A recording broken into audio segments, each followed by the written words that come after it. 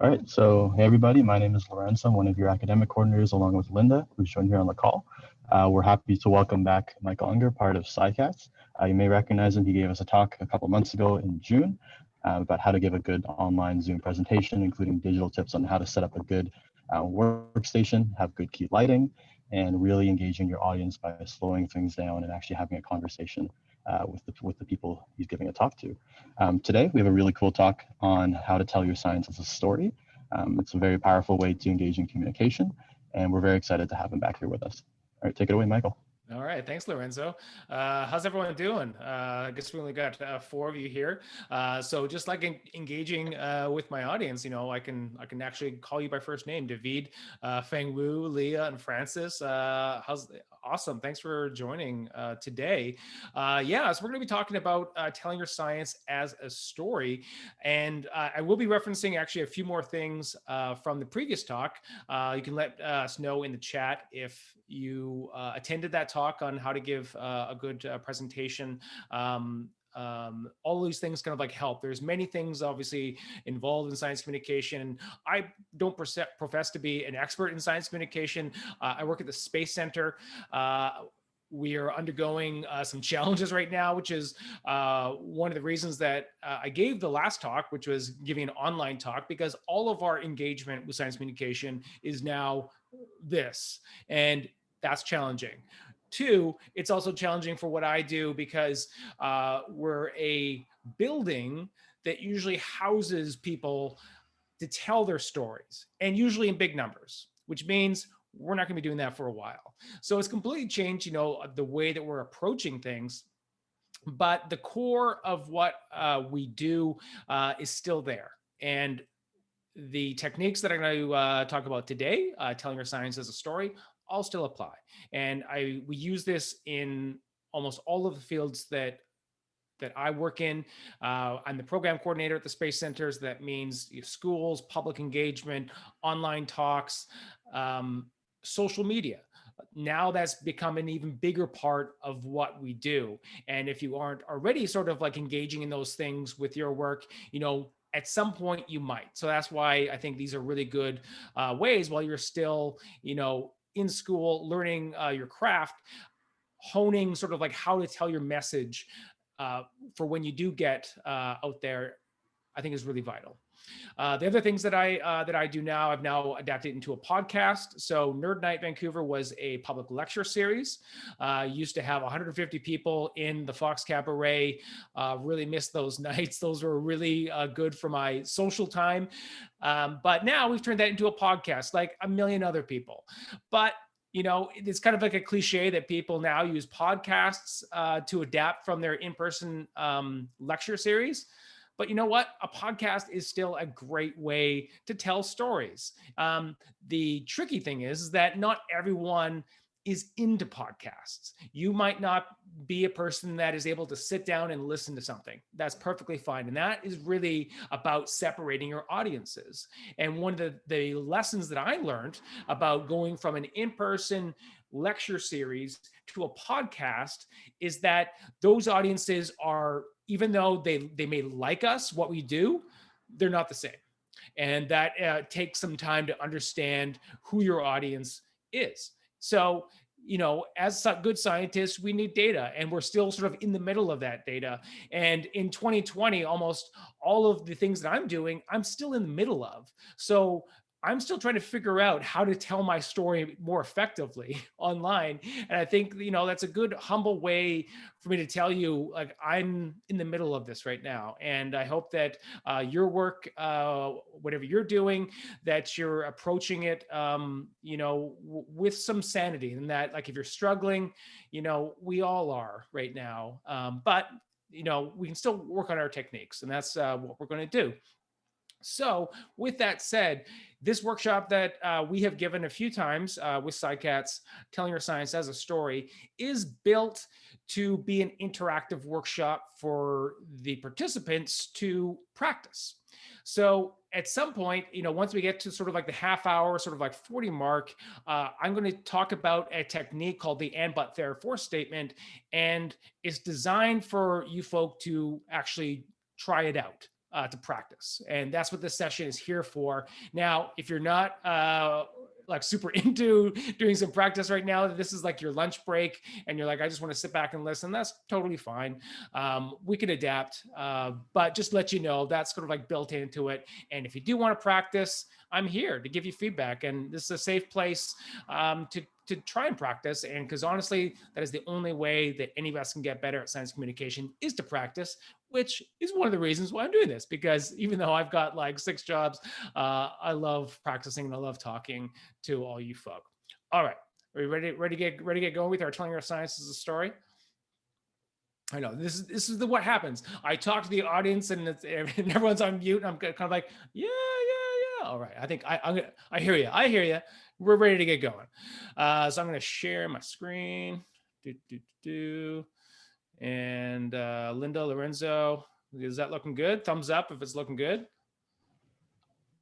All right. So yes, this is me. This is my where you can find me on social media. I encourage you to connect with me. That's where I do a lot of science communication on Twitter and Instagram. And you can also connect with SciCATs YVR. We're also on Twitter as well. Okay, so we're talking about telling your science as a story. Like I said, we're going to get into some of the techniques around this. Shout out to our friend Armin, who does all of our beautiful graphics. This is Julie, our SciCat. She is always doing science. She's always having challenges, but also loves stories as well. You'll see Julie, our cartoon mascot cat, come up a few times. So when we're talking about narratives, we talk about just how powerful they can be sometimes. And that shouldn't be, a surprise to any of you. I'm sure that we all consume stories in our lives. You watch movies, you read books. Again, this sort of like gets back to the audience. I am assuming that, but the majority of humans on this planet, they do take in stories and they do take in narrative. This is how we learn. This is what was practiced to us when we were in kindergarten and pretty much all through school, is that narratives helped us learn. And there's, lots of data to back this up. And we can go through different research articles, different actual academic papers that actually show us that storytelling is very powerful. I can show you percentages and I can show you numbers. And as scientists, that should resonate with you. But you know what?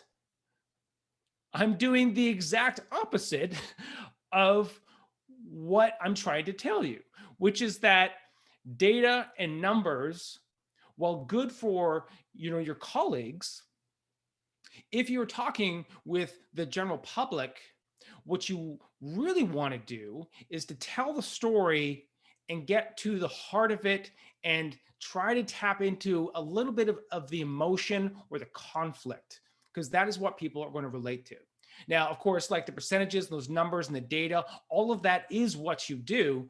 But of course, if you were talking with the general public, if you are talking with the media, those aren't the first things that they're going to gravitate towards. So you always have to be aware of that. And of course, here I am trying to tell you about stories.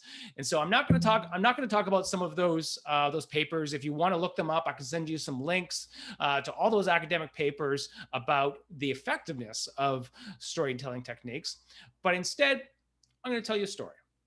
Okay, because knowing does not equal doing, and eventually later, hopefully you will also be doing, but here's what we're going to do. So the first storytelling technique that I'm going to talk about is metaphors. Okay, so hopefully we all kind of like in here know what a metaphor is. Sidebar: I actually just watched the new Bill and Ted movie. I'm not sure if anyone out there are Bill and Ted fans, but there's a new Bill and Ted movie that just came out. But here we have Ted, who's also talking about zombies. So now we're like crossing metaphors here, which is like so meta, which is kind of like all what Bill and Ted is about. But the thing is I'm going to use a technique that is going to tell a side story that is going to relate the point that I want to tell you, which is through that story. So as an example, the metaphor that I'm going to tell you about is an example for a talk that I'm actually going to give on Thursday. So the BCMA, which is the British Columbia Museum Association, has their annual conference on Thursday, and I'm going to be part of a panel on innovation. Okay, so what I'm going to talk about is, and I'm going to stop sharing so that you can see me now. And this is a technique from the previous how to give good online talk. If you want to change up the pacing, stop sharing, just cut back in the video. I want you to focus on me because I want you to listen to what I'm going to talk about, because I'm going to talk about baseball cards. And you're probably thinking, what? What does baseball cards have to do with innovation? What does baseball cards have to do with the Space Center?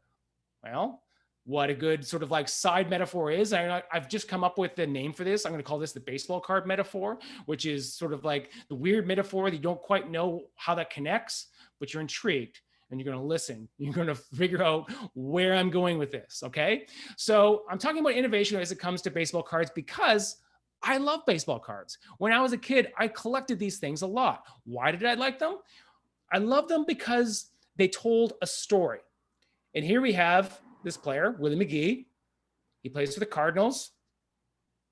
There's some good photography there. I really enjoyed the art of the design here. This is a 1983 baseball card. And then on the back, as you can see, before the internet, this was the only way that I could get information about Willie McGee. So I'm really going in close here, you know, where he's born. Here's all of his stats, you know, and even at the bottom here, we got some storytelling. Now, that's why I love baseball cards. But for a lot of kids and for a lot of people, the younger generation, when I tell them that I like baseball cards, they're like, why? What's the big deal with baseball cards? And the thing is, really, in the internet generation, these pretty much became obsolete because you could go onto the internet and you could see a picture of your favorite player. You could look up all his favorite stats in a click of a mouse button. So baseball cards pretty much became obsolete. But the story that I'm going to tell you right now is that in 2020, believe it or not, baseball cards have had a revival. And it's called Project 2020. And this actually started before the pandemic happened, but it just sort of like seemed to coincide with people being stuck at home. So Project 2020 boiled down to the audience for baseball cards. So who are the audience for baseball cards? Well, you have people like me that really enjoyed the art of them, that there was something that tapped back into nostalgia because I liked old baseball cards. They reminded me of my youth. There was another audience that I was not a part of, but a big part of why baseball cards were popular in the first place is because they were collectible. That if you found a rare one, that would be worth more money than another baseball card, say like a Wayne Gretzky rookie card, something like that. Much in the same way that, say, a Rembrandt painting is worth lots of money because it's very unique. And here's where Project 2020 came in to have this boom of baseball cards. Here you see a baseball card that was taken from an old baseball card by Dwight Gooden. And as you can see, it's been altered. It's been cut up. It's been created into a brand new original piece of artwork that now is collectible. And so it taps into nostalgia for me because I look at this and I'm like, oh, that's really cool. But somebody not working for the baseball company created this on their own. So the audience now becomes the people that are creating the product, thus creating this whole sort of like boom. So this particular card is one of the more popular ones this year. It's sold for thousands of dollars, if you can believe it. And people trade these. They create their own baseball cards. I could cut out my own baseball cards and make my own baseball card. And that would be a very unique baseball card, thus tapping back into why they were popular in the first place. Now, how does that relate to innovation and why would I give this talk for Space Center? And this is what I'm talking about when it comes to metaphor. I'm using an example from something that's not related to what I'm talking about. And now I'm going to apply it to my job at the Space Center because museums are old institutions. This building that you're looking at where I work at is actually over 50 years old. And our institutions, the classic idea of a museum is kind of very old school. Again, because you can get information from the internet. If you want to learn about something, you can just go on the internet, watch a video, and you can learn. So the relevancy for the places that that I work in, and for a lot of the other museums and places that I work in, are changing with the times in 2020, and that is an even bigger challenge now in the pandemic of 2020, because we can't have 200 people sitting in our auditorium, in our planetarium, that I can just like tell about the stars. So what do? Using the metaphor, the baseball cards, I hone into, or challenging, this is what I'm trying to do right now, is hone in on the audience. Okay, so who our core audience is. People still like to hear the stories of the stars. So we don't need to get fancy with what we're doing at the Space Center. We just need to remember that the niche experiences that we're having, and that having somebody tell you about all the things that are happening in space, is still at the core of what we do. And if we can't do that in a big planetarium, we can still do that even over here. So a lot of the things that we're doing is just going live on YouTube and having conversations with people that jump on, remember? So in the Project 2020, the audience then became the creators of the project. So having conversations with them, being a place facilitating those conversations, which is what we've always done. Now in the 2020 pandemic, we're now really digging deep back into that. Okay. So in that, to go back, the metaphor, the storytelling technique, I called it the baseball card metaphor. I'm gonna have to copyright that. If anyone, maybe in science storytelling, that'll become an actual technique that they'll credit me. Hopefully, probably not. Let's move on to our actual practical techniques that you all can use. So what we're going to get to eventually is that and but therefore statement that you can actually apply to the work that you're doing. Okay, so I'm just going to break down a few sort of like general things. So somebody comes up to you and asks you, oh, what do you work on? Well, I work at the BC Cancer Society. Okay, let's take a very simple line here. The king died and then the queen died. Okay, that's very simple information. But if we just take a very fine tweak of that, the king died and the queen died of grief. I've just added 2 words, and all of a sudden, that piece of information now has a lot more context. And that's all that we really need to do sometimes with what we're doing in our science communication. We don't need to get complicated with it. We need to boil down the very basic facts. Here's what I do. And I'm going to add in just a little bit of information that's going to maybe tap into the emotion of what it is that I'm trying to tell you here. The king died and the queen died of grief. Gives you the information and also kind of allows you to into the narrative of what I'm talking about. Okay. So hopefully this has sparked some ideas in yourself.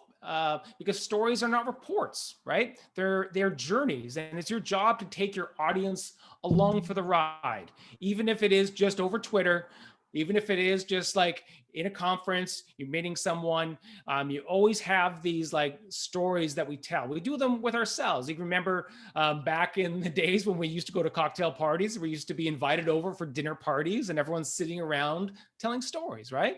It's like, oh, what do you do? Like, well, I do this. And the people that do that well are able to take that really basic piece of information. Well, I work at the Space Center, but you know what? Things have been really challenging right now because of the pandemic. We've had to boil down and do niche audience events, still doing what we've always done before. And that was just off the top of my head, but that and but therefore statement is try to tap into the emotion. And I'm using, something that we could all relate to, which is the pandemic. We're all struggling. So I'm going to talk about my struggles and I'm going to be honest with you. And hopefully that helps you empathize with my challenges. And sometimes that's what you could do as a scientist telling your story is to be a little bit vulnerable, which is scary sometimes, but that's a very human thing, and people can relate to you as a little bit better if you just be vulnerable. It's a good technique. So I've got a few more examples here because we're going on time here. So we've got 22. So we've got a few more examples here, and basically this is going to lead up to eventually everyone here to practice a little bit of this. So setting plus character plus conflict divided by time. Okay. Oops. So sometimes talking about stories and science can raise some alarm bells and leaving out data that doesn't fit, or the one-off anecdotes that can misrepresent a body of evidence, or manipulate or persuade against science, or overgeneralize and hype. So you've got to be careful about all of these traps that we can find ourselves in,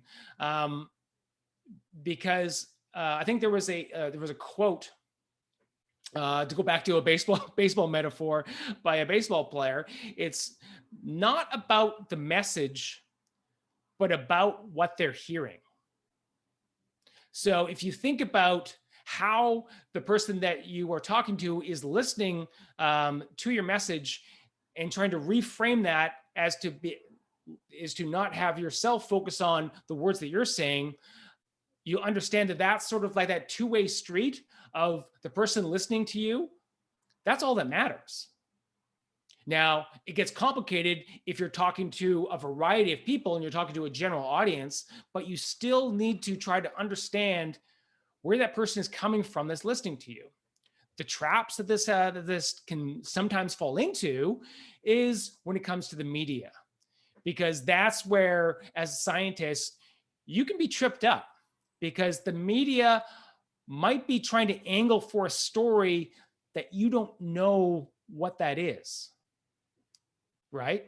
And that's not going to be good for you if all of a sudden you get interviewed on what you're working on, and then the next thing you know, you read the article and they've spun it into something because they were going for a story.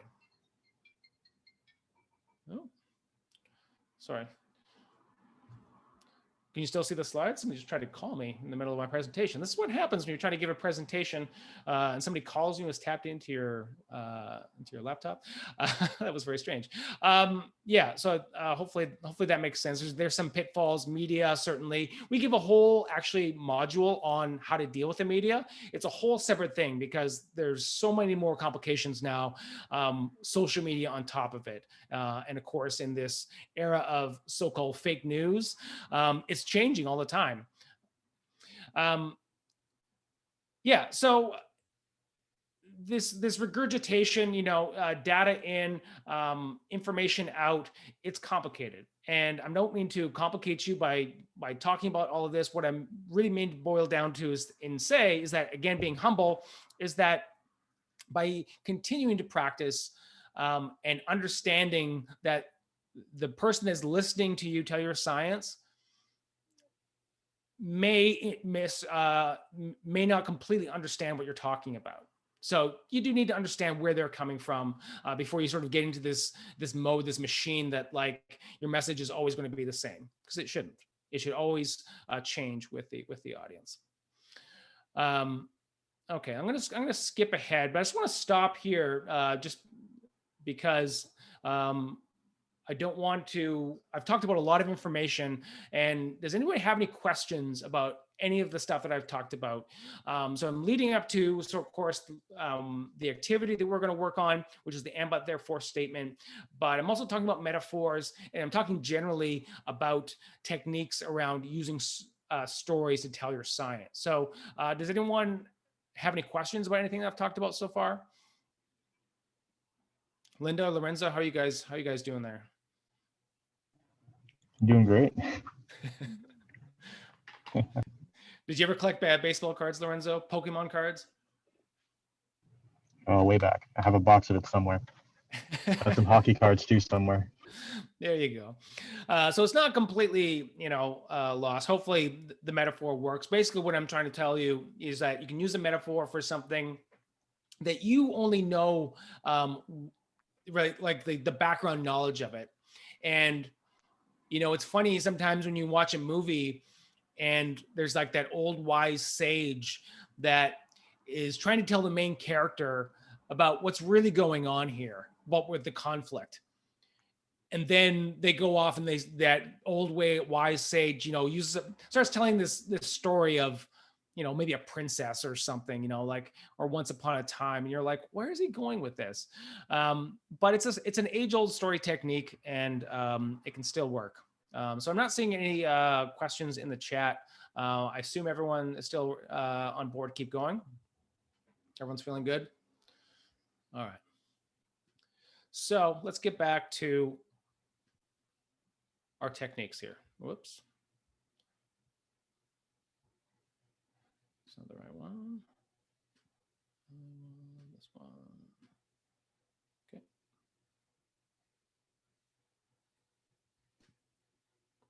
Okay, so we're going to find your narrative. And what this boils down to is just taking the work that you're doing,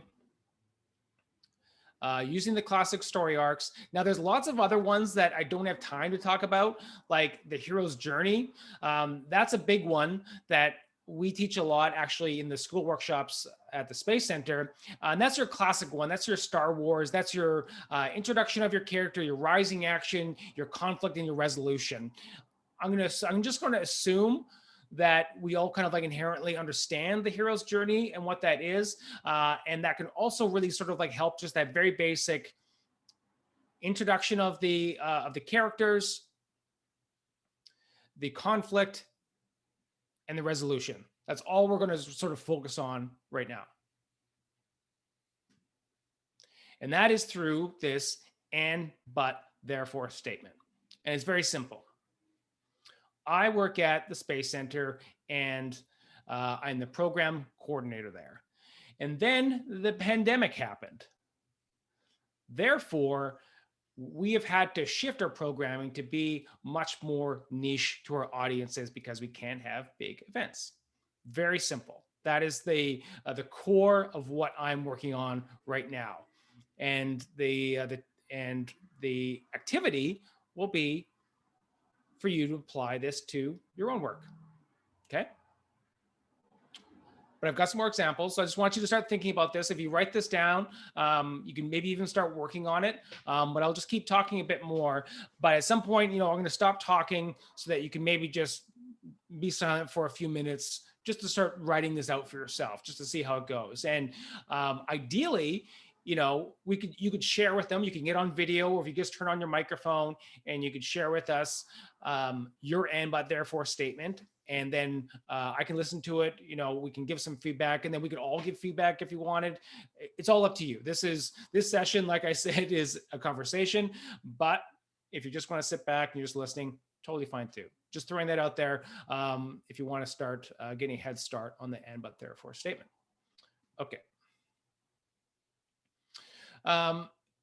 So to give you some background to where this came from, the and but therefore statement actually was adapted from this book called Houston, We Have a Narrative.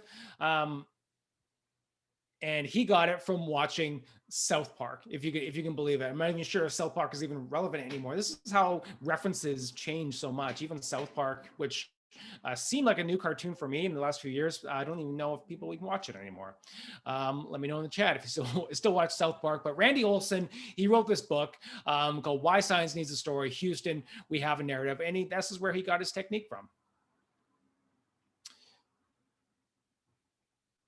So a story can be seen very simply as this and but therefore, and this format highlights story in a super basic form.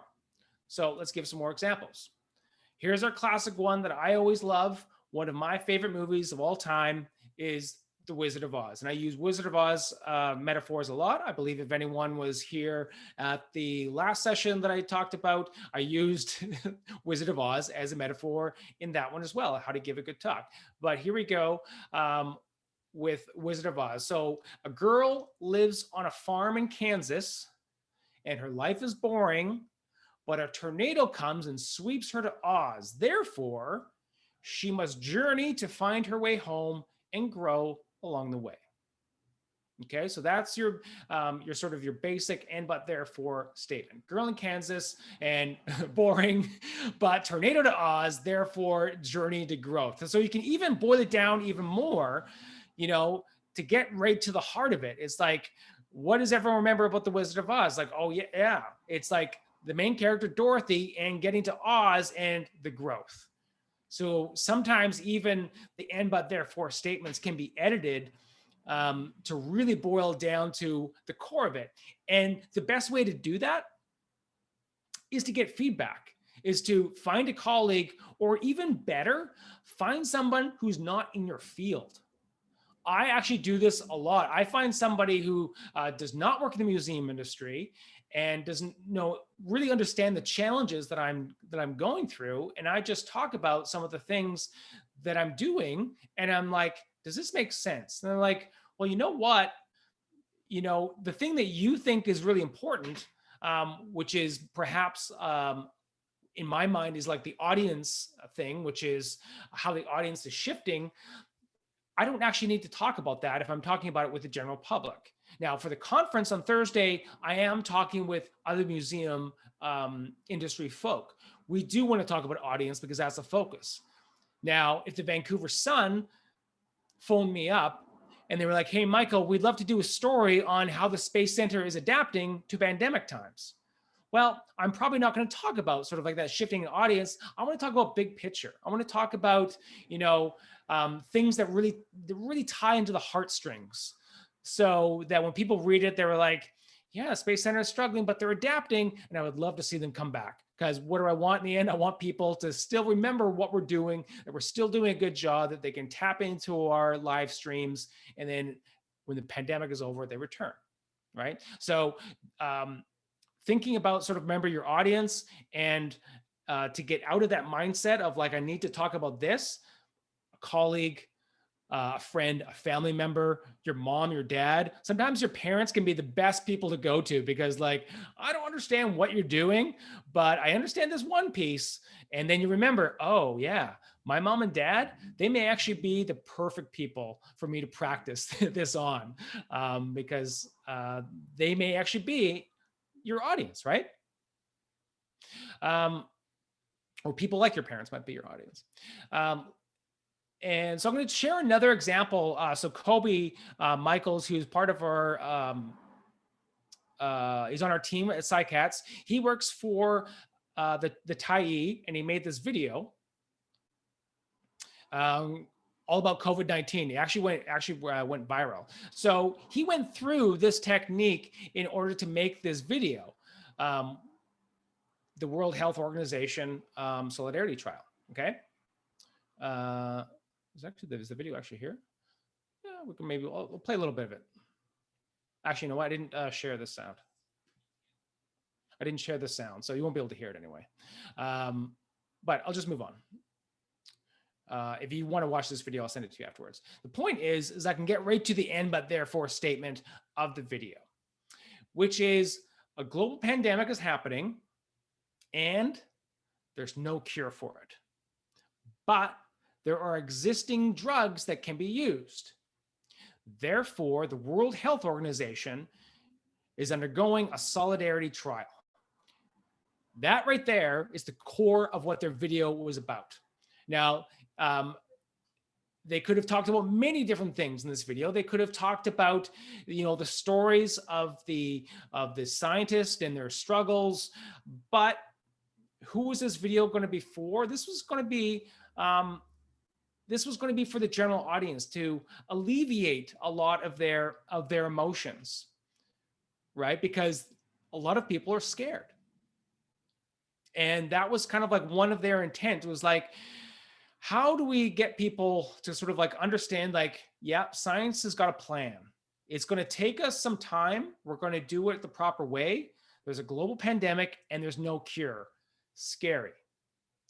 But there's existing drugs that we can use and we can test those. And we're going to use the solidarity trial in order to get there. That was the very simple technique that they were going to use. There was many other options that they could have gone with that video, but that's the method that they employed using the and but therefore statement. Okay. Setting plus character plus conflict divided by time. We've got a global pandemic. We've got the World Health Organization, COVID-19, and then that time is like, that's really the core one, which is how long will you be able to do this? Well, it's a trial. So they're going to step by step. We're going to do it a year, could be 2 years. All of that boils down into the message in the video, right? Here's another example. This one is really cool.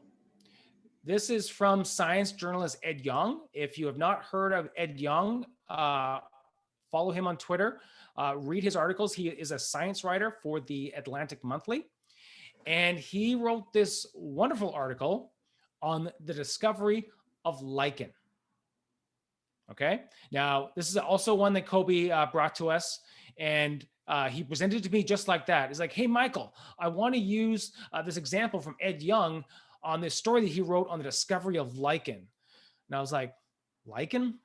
Really? And he's like, yeah, it's a perfect example because on its core, lichen is not very exciting. But this became one of the more popular stories to read. How did Ed Yong make lichen exciting? Okay, so he told the story of the scientist that discovered it. He chose an evocative headline. So the headline to the story reads, how a guy from Montana trailer park overturned 150 years of biology. And the difference between sort of like a clickbait article is that as long as you follow what it delivers on the promise, that's okay. You may think that that's like a bit of a clickbaity headline, but he does tell the story of that guy from a Montana trailer park solving this big mystery. And I think that's really cool. And then he goes on to give information on the lichen and these 2 blocks function. So again, sort of like the sub headline there, biology textbooks. Sorry, I couldn't read it very much. There we go. Biology textbooks tell us that lichens are alliances between 2 organisms, a fungus and an algae. They are wrong. Are you intrigued? I was certainly intrigued. Like I wasn't, when he told me about lichen, I was like, oh, I don't know about lichen. I don't know how you can make lichen exciting, but somehow Ed Yong has done the impossible. He's sort of created this story about the research and how that story of the research becomes the headline and becomes a very evocative article. Okay. So yeah, so we got about the researcher, we got the field and the established beliefs. The research study is all in there. And then eventually we get down to something that's really important, which is going to be a so what. So in the and but therefore statement, there's going to be the last question that I'm going to ask you if you want to follow along and practice, which is the so what. Why should anybody care? Why should anybody care about the Space Center staying open? Why should anybody care about the work that you're doing? It's a hard question to ask because it really boils down, to the heart of the matter and the emotion of it. If you're talking about your work and I keep hearing this in my mind, my boss does this to me all the time when I'm trying to present programs to her. And she's like, so what? Why are people going to come to that? Why should people care about that? And she's doing that to provoke me because I have to boil down and I'm like, well, I think this is important that if we bring in some musicians, that's going to help people relate to the stars because sometimes the beauty of the stars is in the unspoken and just the majesty of them. So if we have the scientist and the musician together, then we will be achieving what we're trying to achieve at the Space Center, which is to inspire wonder and curiosity of the universe. And now that answer I might not have got to right away, but her asking me, so what? Helps boil that down to me. So you could do that for yourself when you do your and but therefore statement. After you read it to yourself, and you go, so what? Read it to somebody else. And then that person says back to you, so what? It's a good question to ask. It can be frustrating at times. That is normal. It is normal to be frustrated when you're kind of like, I don't know what the so what is. It's okay. This is why we practice. This is why we practice. Okay. To sort of get back to the and but therefore statement on the lichen, unlikely researcher, an established field, but major discovery, therefore future possibilities. Okay. What are we, how are we looking at for time? So we've got just under 20 minutes left. So what I'd love to do right now, I'll keep this and but therefore statement up there. Let's everyone just take, why don't we take like 5 minutes, and I'll just be silent, and I encourage you, give it a shot. If you don't want to share, perfectly fine, but give this a shot with the work that you're doing. And in 5 minutes, I'll open it up for anyone that wants to get on the microphone, give it a shot and practice. Would love to hear you. Okay. So I'm just going to mute myself here. But of course, if anyone has any questions, they can raise their hand or they can put it in the chat.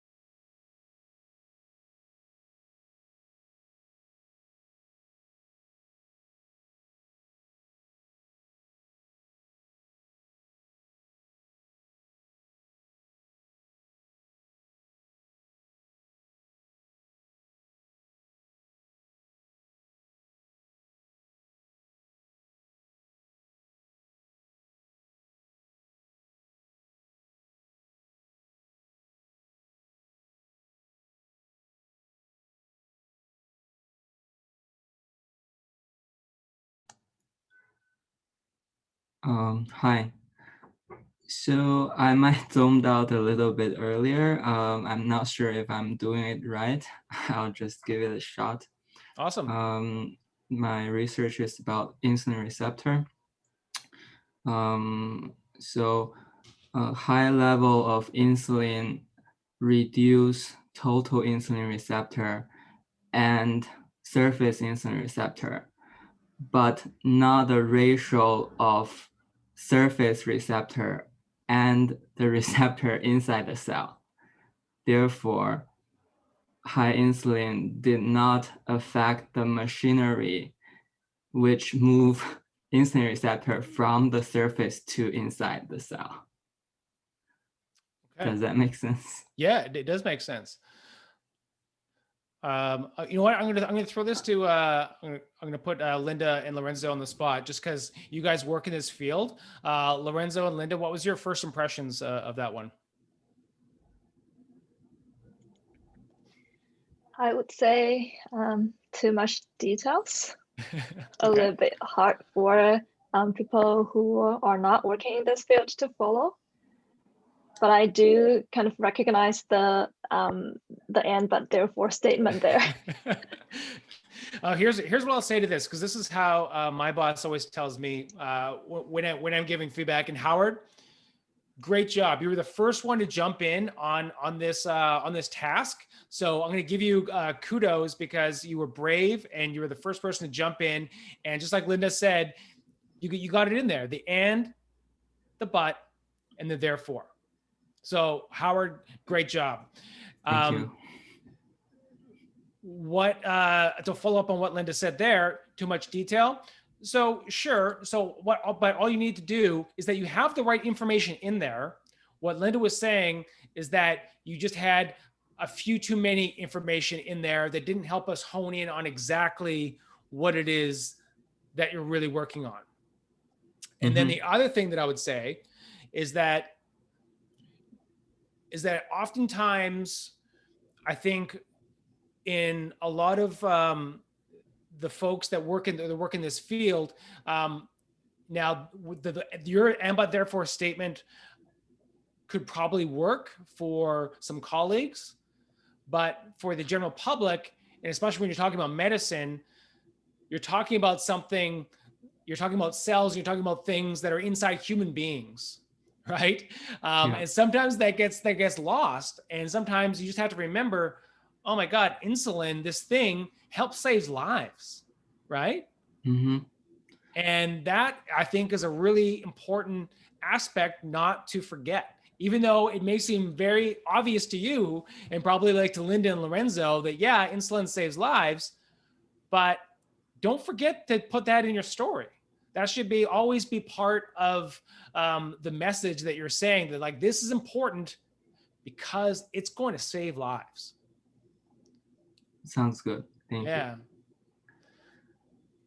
Anyone else want to jump on? Follow Howard's lead?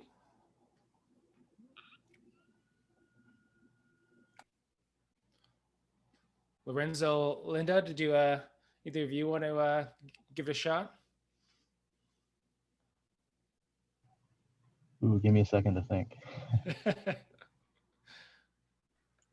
Yeah, I haven't got my statement out yet because I was actually wondering, for this statement, we cannot really put in our kind of entire research in. Mm-hmm. It's more of a kind of introduction for what we are doing, kind of state out the importance of our work.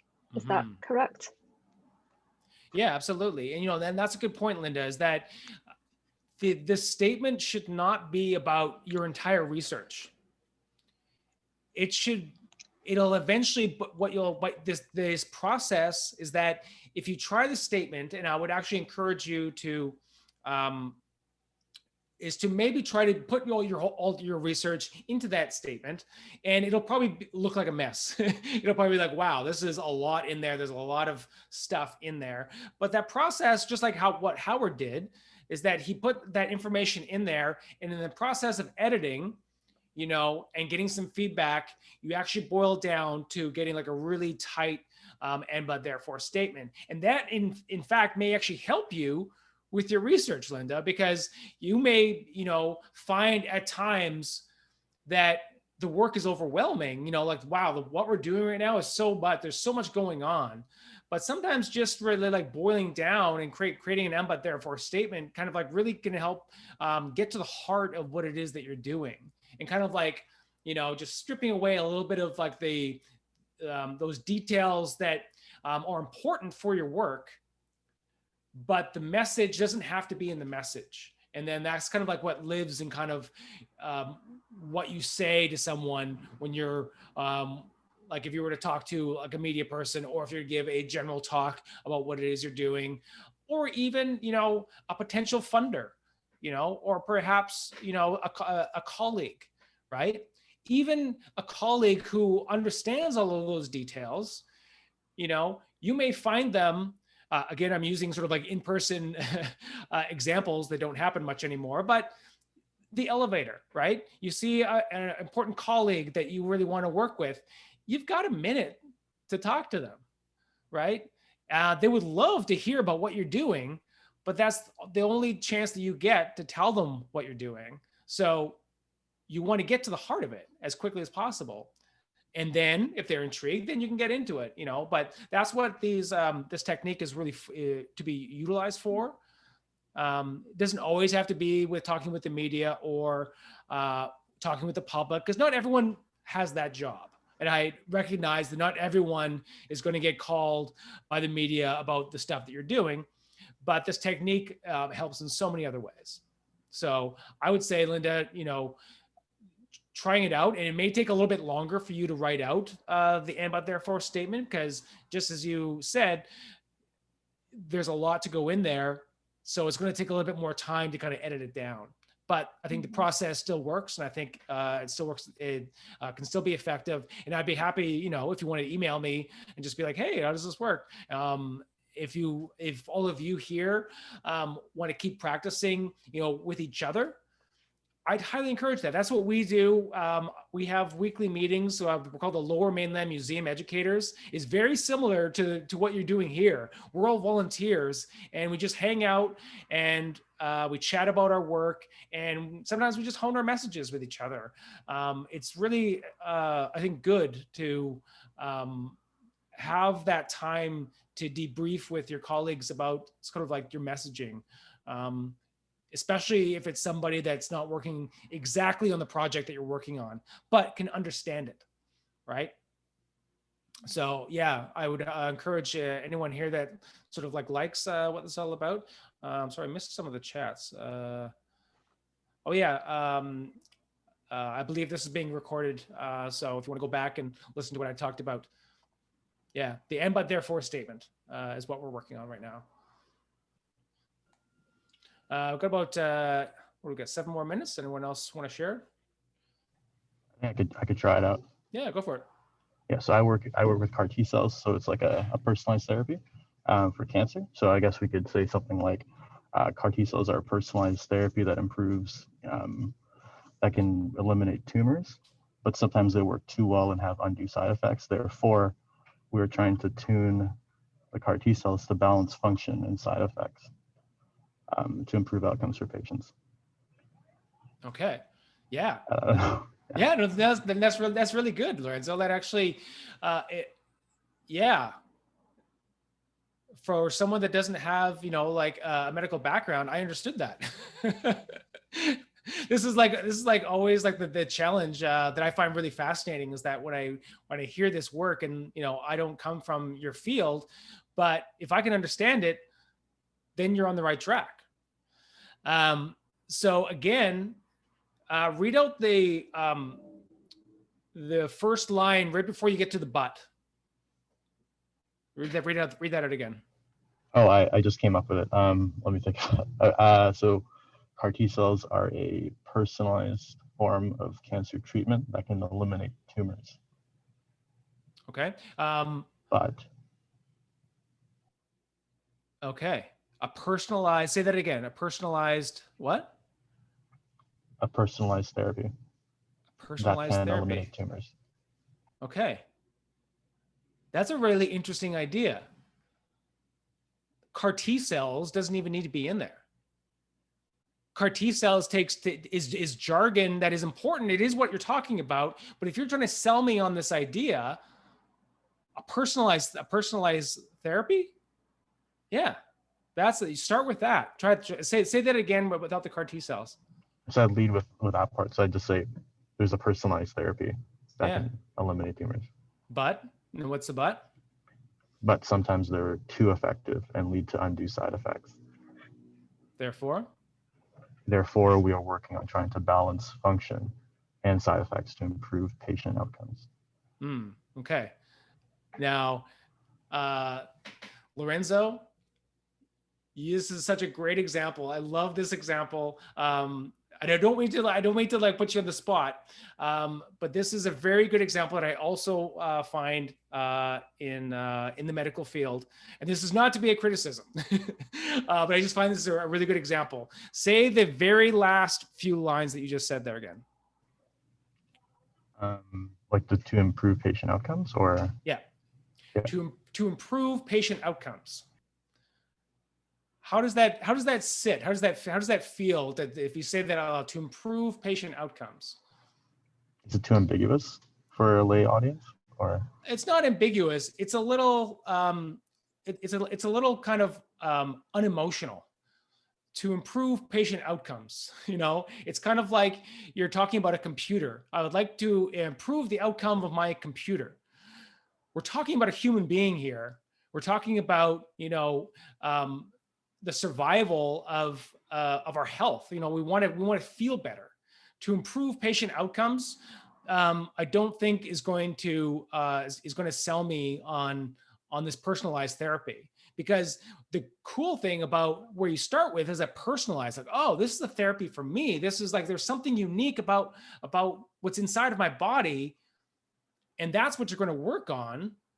So you want to end with something that is emotionally going to like impact sort of like mean, you don't have to get like overly dramatic and be like save their lives or something like that. I mean, maybe it could be something like that, but just sort of like changing up the language and like improve personal outcomes. You can say that just a little bit better, because if I kept pressing you on the so what, you know, and you just change the wording of that, you'll probably get down to something that probably like hits a little bit harder.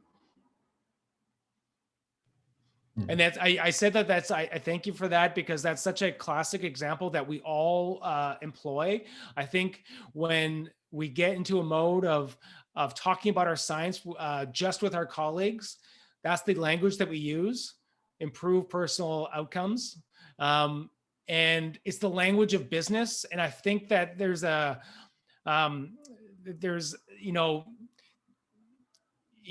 these made up words that I think that have entered into our vernacular, this unemotional business vernacular, this vocabulary that to me just doesn't sing. And this is where, I use all of these examples of the things that do make my heart sing, like baseball cards, like Wizard of Oz, things that get me excited. And I tap into that emotion.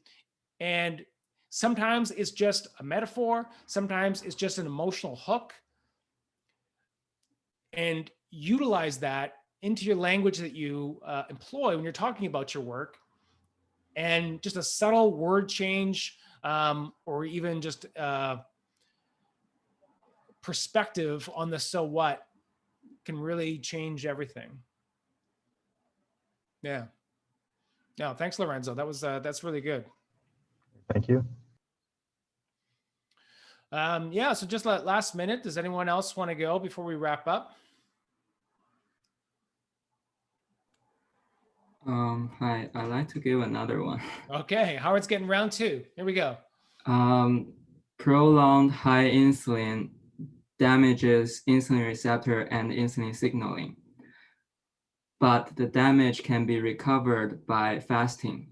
Therefore, pre-diabetic patients with prolonged high insulin could benefit from fasting.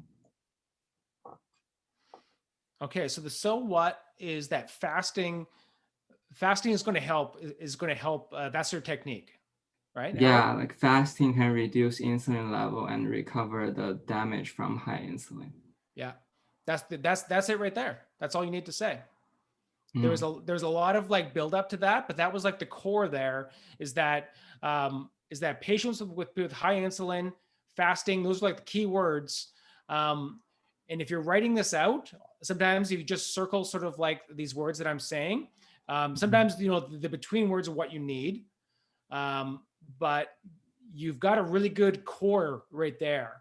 There's just a few more words that you can eliminate to really get down to the basis of it. And this is actually fascinating to me, because sometimes I do fasting and I don't know, I don't think I have a high insulin, but you probably don't. I probably don't, but I'm curious about that. So when you said fasting, I'm like, oh, I wonder if like, does that help me like make sure that I don't have a high insulin? I don't know, but I'm intrigued to hear, because maybe I know someone that does have high insulin, right? Mm-hmm. So, using words, and that's another thing with using jargon, using familiar words, but making sure that you don't want to add in stuff that's not relevant to your work.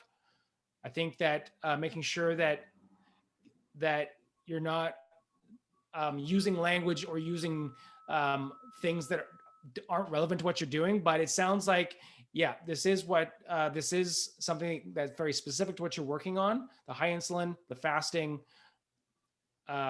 elimination of a few words, and you've got a strong statement there. Thank you very much. Thanks, Howard. All right. Well, folks, thank you so much for allowing me to talk to you today. Like I said, I work at the Space Center. If you guys want to learn more about the universe, we're actually live on YouTube pretty much every second Thursday. If you're podcast people, check out my podcast, Nerdin' About.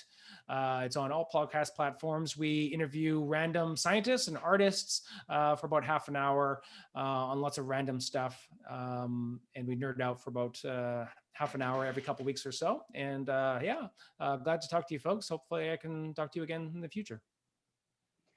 Okay, thanks a lot, Michael. It was a great session. And thanks everybody for coming and participating. As we mentioned, we will have the recording sent out later on our website. So please keep tuned. And also, please also keep an eye on our upcoming events later this year. All right, thanks everybody. And I will hope to see you later sometime and have a good afternoon. Take care, everyone.